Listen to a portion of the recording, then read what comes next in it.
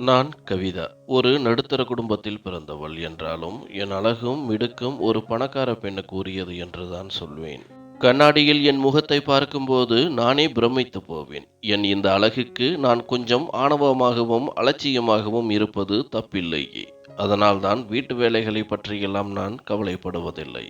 பாத்திரங்கள், துணிகள் சுத்தம் செய்வது என எல்லாவற்றையும் என் அக்கா மாலதி தான் பார்த்துக் கொள்வாள். மாலதி மிகவும் பொறுமையானவள். எந்த வேலையையும் முகம் சுளிக்காமல் செய்வாள். அதனால்தான் அம்மாவுக்கு அவளை மிகவும் பிடிக்கும். எப்பொழுதும் மாலதி எவ்வளவு நல்லவள், வீட்டை எப்படி பார்த்துக் கொள்கிறாள் என்று அவளை புகழ்ந்து கொண்டே இருப்பார். இதை கேட்கும் பொழுது எனக்கு எரிச்சலாக இருக்கும். என்னை பற்றி ஒரு வார்த்தை கூட நல்ல விதமாக சொல்ல மாட்டார். ஒரு நாள் அம்மா என்னை பாத்திரம் கழுவ சொன்னார். நான் என் மென்மையான கைகளை பார்த்தேன். அம்மா, இந்த கைகள் பாத்திரம் கழுவினால் சொரசொரப்பாகிவிடும். அது என் அழகுக்கு நல்லதல்ல. மாலதி அக்கா இருக்கின்றார் அல்லவா, அவரை செய்ய சொல்லுங்கள் என சொல்லிவிட்டு என் அறைக்கு வந்து விட்டேன். சிறிது நேரத்தில் மாலதி அக்கா என் அறைக்கு வந்து, கவிதா, 3 நாட்களாக ஒரே படுக்கை விரிப்புதான் இருக்கிறது, அதை மாற்றிவிடு என்று சொன்னாள். நான் அவளிடம், இப்போது நான் மகிழ்ச்சியாக இருக்க வேண்டும், திருமணம் முடிந்ததும் இந்த பொறுப்புகளை நான் பார்த்துக் கொள்கிறேன் என்றேன். அதற்கு அவள், வேலைகளை எப்படி செய்ய வேண்டும் என்று முதலில் கற்றுக்கொள் என்றாள். அவள் என்னை வேலை செய்யச் சொல்வது என் அழகின் மீது அவளுக்கு இருக்கும் பொறாமை என்று எனக்கு தெரியும். அதனால், என் அழகை பார்த்து பொறாமைப்படுகிறாய், உனக்கு என்னை போன்ற அழகு இல்லை என்று அவளிடம் வெளிப்படையாகவே சொன்னேன். அவள் வருத்தத்துடன், நீ என் தங்கை, நான் உன்னை நேசிக்கிறேன் என்று சொல்லிவிட்டு வெளியேறினாள். மாலதி அவ்வளவு அழகாக இல்லை, ஆனால் அவளுடைய கண்கள் மிகவும் ஈர்ப்பாக இருக்கும். அவளை பார்ப்பவர்கள் அனைவரும் அவளுடைய கண்களை புகழ்வார்கள். ஆனால் என்னை பொறுத்தவரை ஒரு பெண்ணின் அழகு அவளுடைய நிறத்தில்தான் இருக்கிறது. ஒரு நாள் அம்மா ஒரு நல்ல செய்தியை கொண்டு வந்தார். தன் தோழியின் மகன் அபிமன்யு மாலதியை திருமணம் செய்ய விரும்புவதாக கூறினார். அதை கேட்டு எனக்குள் ஒரு அதிர்ச்சி. அழகான, வசீகரமான அபிமன்யு எப்படி மாலதியை திருமணம் செய்ய முடியும் என்று. அவன் என்னைத்தான் திருமணம் செய்ய விரும்புவான் என்று நினைத்தேன். நான் குழப்பத்துடன் என் அம்மாவிடம், அவன் என்னை பெண் பார்க்க வந்திருப்பான், நீங்கள் மாலதி என்று தவறாக கூறிவிட்டீர்கள் என்றேன்.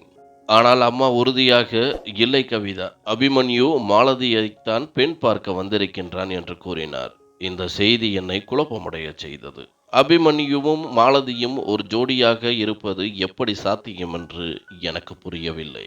அபிமன்யு எனது அம்மாவின் நெருங்கிய தோழியான சஞ்சனா ஆண்டியின் மகன். நன்கு படித்தவர். எங்களைப் போலவே அவர்களின் குடும்பமும் நடுத்தர குடும்பம்தான். ஆனால் அபிமன்யு பார்ப்பதற்கு பணக்கார தோற்றம் உள்ளவர். நல்ல அழகானவர். அனைவரிடமும் நன்கு பழகும் குணம் கொண்டவர். நிறைய படித்து இருக்கின்றார். தற்சமயம் வேலை எதுவும் இல்லாததால் அவரது அப்பாவிற்கு உதவியாக உள்ளார். அவரது குடும்பத்தார்கள் சிறுவயதிலிருந்தே வீட்டிற்கு வருவதும் போவதுமாக இருப்பார்கள். சிறுவயதில் நாங்கள் ஒன்றாக விளையாடி இருக்கின்றோம். அப்பொழுதெல்லாம் அவர் மேல் எனக்கு பெரிதாக எண்ணம் எதுவும் இல்லை. ஆனால் எனக்கு விபரம் தெரிந்த பிறகு, இவரை போல ஒரு கணவர் கிடைத்தால் நன்றாக இருக்கும் என்று நினைத்தேன்.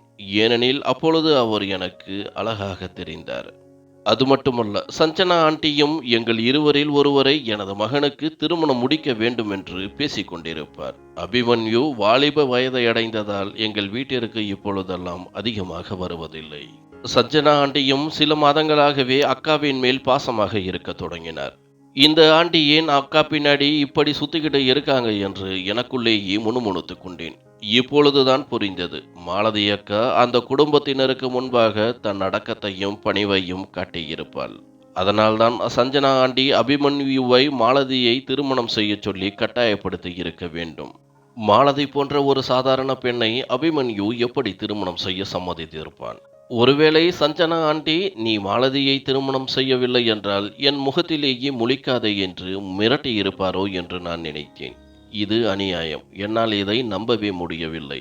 சில நாட்களுக்கு பிறகு என் கண்களை என்னாலேயே நம்ப முடியவில்லை. கல்லூரி முடிந்து வீட்டிற்கு வந்தபோது அபிமன்யு எங்கள் வீட்டில் உட்கார்ந்து என் அம்மாவிடம் பேசிக் கொண்டிருந்தான். மாலதி அக்கா அவனுக்கு சிற்றுண்டி தயாரித்து வெட்கப்பட்டு கொண்டு சமையல் அறையில் நின்று கொண்டிருந்தார். மாலதி அக்கா ஒரு நாடக நடிகை போல நடிக்கின்றாள். அபிமன்யு எங்கிருந்து போகும் வரை அவள் வெளியே வரமாட்டாள். வெட்கப்படுவது போல நடிப்பாள் என்று நான் நினைத்தேன். நான் நேராக போய் அபிமன்யுவுக்கு பக்கத்தில் உட்கார்ந்தேன். என்னை முறைத்த அம்மா, வா, வணக்கம் என்று எதுவும் சொல்ல மாட்டாயா என்று என் தலையில் தட்டினார். அம்மா, நான் இப்பொழுதுதான் கல்லூரி முடிந்து வருகிறேன். மூச்சு விடக்கூட நேரமில்லை. அபிமன்யு, நான் மூச்சு விடலாமா என்று கேலியாக கேட்டேன். அவன் புன்னகைத்து, நிச்சயமாக. நீ முதலில் தண்ணீர் குடித்து விட்டு வா, அப்புறம் பேசலாம் என்றான். அவனுடைய பதிலை கேட்டு நான் மகிழ்ந்தேன். நாங்கள் பேசிக் கொண்டிருந்தபோது மேஜையில் ஒரு இனிப்பு பெட்டியை கண்டேன். என் இதயம் வேகமாக துடித்தது. மாலதி அக்காவுக்கும் அபிமன்யுவுக்கும் நிச்சயம் முடிந்து விட்டதா என்று என் மனதில் ஒரு கேள்வி எழுந்தது. ஒரு பையன் அவனுடைய நிச்சயதார்த்தத்தை உறுதி செய்ய அவனே இனிப்பு பெட்டியை எடுத்து வருவதைப் போல. இந்த இனிப்பு யாருக்காக என்று நான் கேட்டேன். எனக்கு ஒரு நல்ல வேலை கிடைத்திருக்கிறது என்று அபிமன்யு சமையலறைக்குள் நின்றிருந்த மாலதி அக்காவுக்கு கேட்கும்படி கூறினான். அவனுடைய கண்கள் இன்னும் மாலதி அக்காவின் மீதுதான் இருந்தன. இதை நான் கவனித்தபோது என் இதயம் படபடத்தது. மாலதி அக்காவின் மேல் அவனுக்கு ஒரு ஈர்ப்பு இருக்கிறது. அதனால் இது அவனுடைய சொந்த தேர்வு என்று புரிந்தது. இவன் என்ன முட்டாளா? ஏன் மாலதியை தேர்வு செய்திருக்கின்றான் என்று நான் எனக்குள் கேட்டுக்கொண்டேன். அந்த நேரம் அம்மா சமையலறைக்கு சென்றார். அந்த இடைவெளியை பயன்படுத்தி நான் அவனுக்கு பக்கத்தில் சென்று, அபிமன்யு, சஞ்சனா ஆண்டி உங்களுக்காக மாலதி அக்காவை பெண் கேட்டது உண்மையா என்று கேட்டேன். அவன் புன்னகைத்து, ஆம், அது உண்மைதான் என்றான். சஞ்சனா ஆண்டி உங்களை இதை செய்யச் சொல்லி கட்டாயப்படுத்தினாரா என்று நான் கேட்டேன். இதை கேட்டு அவனுடைய புன்னகை மறைந்தது. என் அம்மா ஏன் என்னை கட்டாயப்படுத்த வேண்டும்? நீ ஏன் இப்படி பேசுகிறாய்? மாலதியில் என்ன தவறு இருக்கிறது? எனக்கு அவளை சின்ன வயதிலிருந்தே பிடிக்கும். நான் ஒரு வேலை கிடைத்த பிறகுதான் அவளை திருமணம் செய்ய வேண்டும் என்று காத்திருந்தேன் என்று அவன் பதிலளித்தான். அபியின் இந்த பதிலை கேட்டு எனக்கு அதிர்ச்சியாக இருந்தது. அவனுக்கு கண் இல்லையா? என்னை போன்ற அழகை விட்டுவிட்டு மாலதியை ஏன் தேர்வு செய்திருக்கின்றான் என்று எனக்குள் நினைத்தேன். அவனுக்கு ஒரு நல்ல வேலை கிடைத்திருந்தது. அவனுடைய எதிர்காலம் பிரகாசமாக இருக்கும். ஆனால் என் எதிர்காலம் என்ன ஆகும்? நான் தெருவில் திரியும் ஆண்களுடன் பேசிக் கொண்டிருக்க வேண்டுமா? நான் பொறாமையால் துடித்து போனேன். அபிமன்யு, உங்கள் சம்பளம் எவ்வளவு என்று நான் கேட்டேன். நான் ஒரு பன்னாட்டு நிறுவனத்தில் வேலைக்கு சேர்ந்திருக்கின்றேன். மாதத்திற்கு 1,00,000க்கு மேல் சம்பளம் இருக்கும் என்று அவன் கூறினான். அவன் பேச்சை கேட்டு நான் திகைத்து போனேன். என் அம்மா சிற்றுண்டிகளை எடுத்து வந்தார். அபிமன்யு இனிப்பு பெட்டியிலிருந்து ஒரு இனிப்பை எடுத்து, நான் முதலில் என் தங்கைக்கு இனிப்பு ஊட்ட விரும்புகிறேன் என்று கூறி என் வாயருகே கொண்டு வந்தான். நான் அவனை வெறுப்புடன் பார்த்தேன். நான் ஏன் உன்னுடைய தங்கை? உன்னை நினைத்ததால் எனக்கு அருவருப்பாக இருக்கிறது என்று எண்ணினேன். நான் கோபமாக என் அறைக்கு சென்றேன். நான் அழ வேண்டும். ஆனால் எதற்காக அழ வேண்டும் என்று எனக்கு தெரியவில்லை. என் மனதிற்குள் அபிமன்யு போன்ற ஒருவரை நான் மீண்டும் சந்திக்க முடியாது. மாலதி அக்காவுக்கு எப்படி இவ்வளவு நல்ல அதிர்ஷ்டம் கிடைத்தது என்று எண்ணி வருந்தினேன். எப்படியாவது அபிமன்யுவை நான் தான் திருமணம் செய்ய வேண்டும் என்று நினைத்தேன். அபிமன்யு அக்காவிற்கு கிடைக்கப் போகின்றாரே என்று நினைத்து அவள் மேலும் கோபம் வந்தது. சிறிது நேரத்தில் மாலதி அக்கா என் அறைக்கு வந்து, கவிதா, சாப்பிடு என்றாள். நான் அவளிடம், இங்கிருந்து போ, எனக்கு தலைவலி என்று கத்தினேன். நான் 2 நாட்களாக சரியாக சாப்பிடவில்லை. இதை மாலதி அக்கா கவனித்துக் கொண்டே இருந்தாள். கவிதா, உனக்கு என்ன ஆயிற்று? ஏன் சாப்பிட மறுக்கிறாய் என்று அவள் கவலையுடன் கேட்டாள். அப்பொழுது நான் அவளிடம் ஒரு முக்கியமான விஷயத்தை பேச விரும்பினேன். நான் அவளிடம், மாலதி, நீ என் அக்கா, நீ என் துயரத்தை புரிந்து கொள்வாய் என்று கூறினேன். அவள், சொல், என்ன விஷயம்? நீ சாப்பிடாமல் இருப்பதால் எனக்கும் பசி இல்லை என்றாள். அப்போது என் கண்களில் கண்ணீர் வழிய, மாலதி அக்கா, எனக்கு அபிமன்யுவை பிடித்து விட்டது. அவர் எனக்கு கிடைக்காவிட்டால் நான் இறந்து விடுவேன் என்று அழுதேன். இதை கேட்டு அவள் முகம் வெளிரி போனது. நீ என்ன சொல்கிறாய் கவிதா என்று அவள் குழப்பத்துடன் கேட்டாள். நான் சொல்வது உண்மை மாலதி. நான் எவ்வளவு அழகாக இருக்கின்றேன் என்று உனக்கு தெரியும். அபிமன்யுவும் என்னைப் போலவே விரும்புகிறான் என்று எனக்கு தெரியும் என்று சொன்னேன். ஆனால் அவள், உன்னைப் போலவே அவரும் உன்னை விரும்புகிறாரா என்று கேட்டபோது என் மனதில் ஒரு சந்தேகம் எழுந்தது.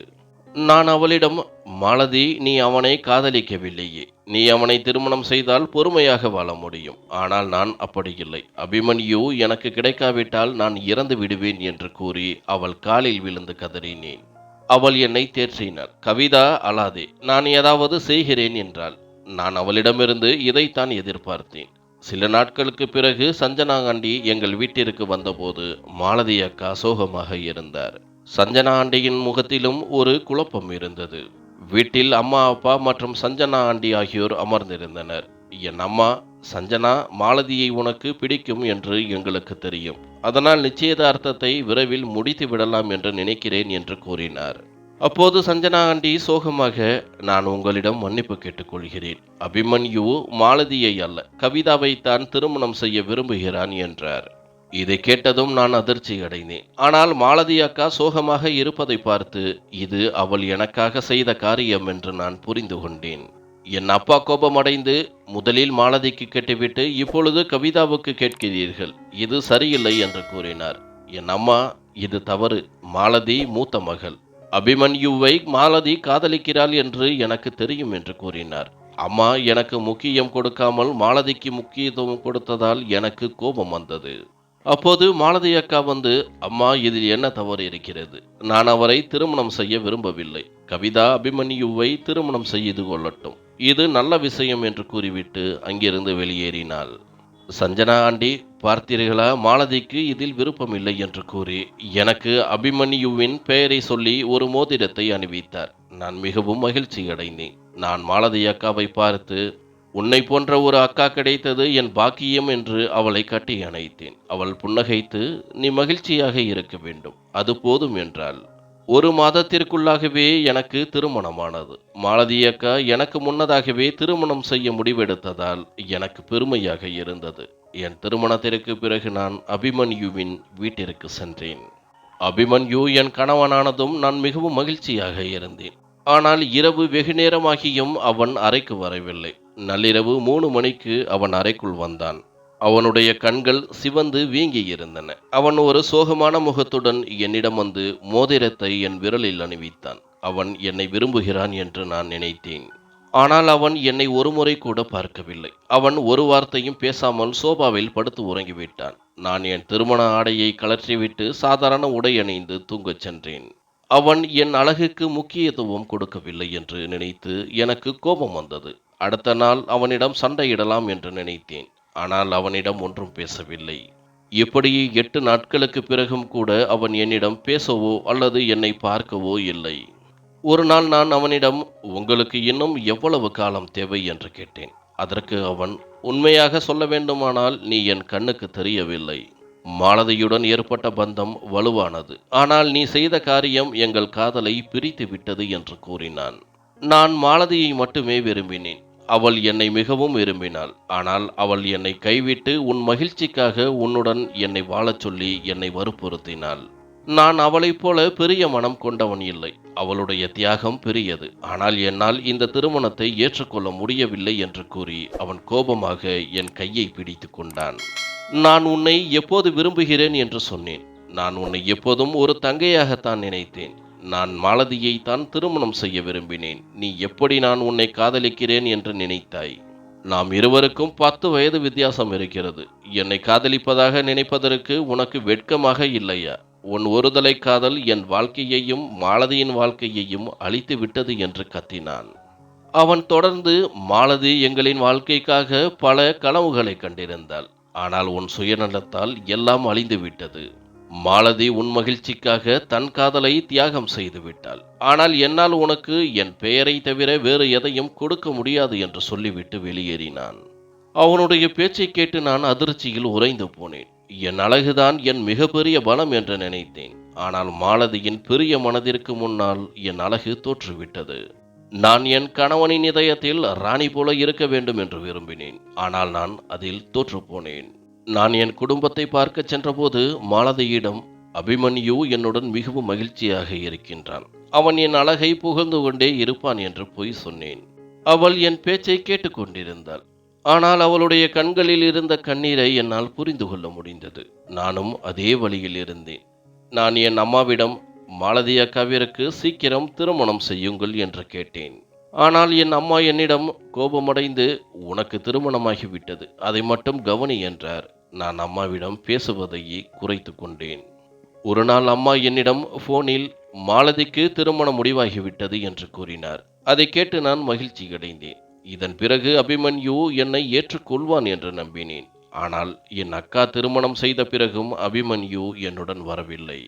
அவன் நாள் முழுவதும் புகைத்து கொண்டே இருந்தான். நான் அவனிடம், உடலை கெடுத்துக் கொள்ளாதீர்கள் என்று கூறியபோது, நீ போய் தூங்கு, என்னை தனியாக விடு என்று கத்துவான். அப்போதுதான் எனக்கு புரிந்தது அவன் மாலதி அக்காவை எவ்வளவு நேசிக்கின்றான் என்று. சில நாட்கள் கழித்து மாலதி அக்காவிற்கு திருமணம் முடிந்தது. நான் மாலதி அக்காவை பார்க்கச் சென்றேன். அவள் மிகவும் மகிழ்ச்சியாக இருந்தாள். அவள் என்னிடம், என் கணவர் ராஜ்வீர் என்னை காதலிக்கிறார். என் பொறுமைக்கு கிடைத்த பரிசு இது என்றாள். நான் உனக்கு உன் காதலை விட்டுக் கொடுத்தேன். அதனால்தான் கடவுள் எனக்கு இவ்வளவு நல்ல கணவனை கொடுத்திருக்கின்றார் என்றாள். அவள் பெரிய மனதுடன் பேசியது என்னை மிகவும் பாதித்தது. சில நாட்கள் கழித்து என் வீட்டிற்கு மாலதி அக்கா பெரிய காரில் வந்தாள். அவளுடைய கணவர் ராஜ்வீருக்கு அபிமன்யுவை விட பெரிய பங்களாவும் நல்ல வசதியும் இருந்தன. அவர் ஒரு பிசினஸ்மேன். நான் பணத்தாசையால் பேராசைப்பட்டேன். ஆனால் என் தலையெழுத்தை என்னால் மாற்ற முடியவில்லை. எனக்கு கணவனின் அன்பும் மகிழ்ச்சியும் கிடைக்கவில்லை. ஆனால் மாலதி அக்கா என்னிடம் எல்லாவற்றையும் இழந்து பிறகு எல்லாவற்றையும் பெற்றுக்கொண்டாள். அவளுடைய முகத்தில் உண்மையான அன்பின் பிரகாசம் தெரிந்தது. அவள் என்னை பார்த்தபோது என்னால் என் அழுகையை கட்டுப்படுத்த முடியவில்லை. நானும் அவளும் பேசிக்கொண்டிருந்த போது நான் அவளுக்காக சமைக்க சமையலறைக்கு சென்றேன். அவள் அங்கிருந்து எழுந்து என் அறைக்கு சென்று விட்டாள். எனக்கு சந்தேகம் வந்தது. அதனால் நான் மெதுவாக என் அறைக்கு சென்றேன். அப்போது நான் கேட்டது என் இதயத்தை நொறுக்கிவிட்டது.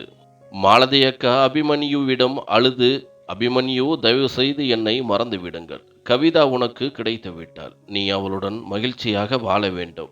என்னால் உன்னை மறக்க முடியவில்லை. ஆனால் ராஜவீரின் அன்பால் நான் மெதுவாக உன்னை மறந்து வருகிறேன். நீயும் என்னை மறந்துவிடு. இல்லையென்றால் உன் வாழ்க்கையில் மகிழ்ச்சி இருக்காது என்று கெஞ்சினாள். அபிமன்யுவும் அழுதபடி நான் உன்னை மறக்க முடியாது என்று கூறினான். ஆனால் மாலதி அக்கா அவளை மறக்க வேண்டும் என்று அவனிடம் சத்தியம் வாங்கினாள். அதன் பிறகு அவள் அங்கிருந்து சென்று விட்டாள். மாலதி அக்கா சத்தியம் வாங்கியதால் அபிமன்யு என்னுடன் ஒரு உறவில் இருந்தான். ஆனால் அவன் என்னுடன் சரியாக பேசுவதே இல்லை. எங்கள் வாழ்க்கை ஒரு நிஜமான வாழ்க்கையைப் போல இல்லை. எங்களுக்கு 2 குழந்தைகள் பிறந்தன. ஆனால் அபிமன்யுவின் குணம் மாறவில்லை. அவன் ஒருமுறை கூட என்னை பார்க்கவில்லை. கவிதா, இந்த உடை உனக்கு நன்றாக இருக்கிறது என்று அவன் சொல்ல வேண்டும் என்று நான் மிகவும் ஆசைப்பட்டேன். ஆனால் அவன் ஒருபோதும் அப்படி சொல்லவில்லை. என் சுயநலத்தால் நான் என் வாழ்வில் எல்லா மகிழ்ச்சியையும் இழந்துவிட்டேன். என் அக்காவுக்கு எல்லாம் கிடைத்தது. அவள் மிகவும் அழகாக இல்லை என்றாலும் அவளுக்கு எல்லாமே நன்றாக அமைந்தன. இப்போதும் நான் அவளை நினைத்து அழுவேன். நான் ஏன் இவ்வளவு சுயநலமாக இருந்தேன்? என் அக்காவுடன் இப்படி ஒரு அநியாயத்தை செய்திருக்க கூடாது என்று நினைத்தேன். இந்த கதையின் மூலம் நான் கற்றுக்கொண்டது என்னவென்றால், பணம் மற்றும் அழகு என்பது ஒரு வாழ்க்கையின் இறுதி இலக்கு அல்ல. ஒருவரின் மனம்தான் ஒருவரின் அழகான வாழ்க்கையை தீர்மானிக்கிறது. அன்பும் நேர்மையும் ஒருவருக்கு உண்மையான மகிழ்ச்சியை கொண்டு வரும். நான் சுயநலமாக இருந்ததால் என் வாழ்க்கையில் எதையும் பெறவில்லை. ஆனால் என் அக்கா எல்லாவற்றையும் இழந்து எல்லாவற்றையும் பெற்றும் கொண்டாள். அவள் அவளுடைய அன்பை பிறருக்கு கொடுத்தாள். கடவுள் அவளுக்கு கொடுத்த கணவனின் அன்பால் அவள் மகிழ்ச்சியாக இருந்தாள். நன்றி.